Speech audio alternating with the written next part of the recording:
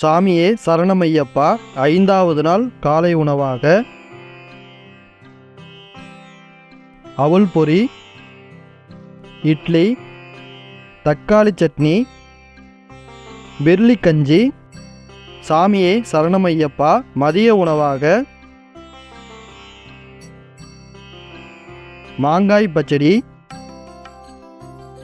அப்பளம், உப்பு, ரசம், எலுமிச்சை பானகம், பீட்ரூட் பொரியல், சுட சுட சாதம், மாங்காய் வத்தக்குழம்பு. சாமியே சரணமையப்பா. இரவு உணவாக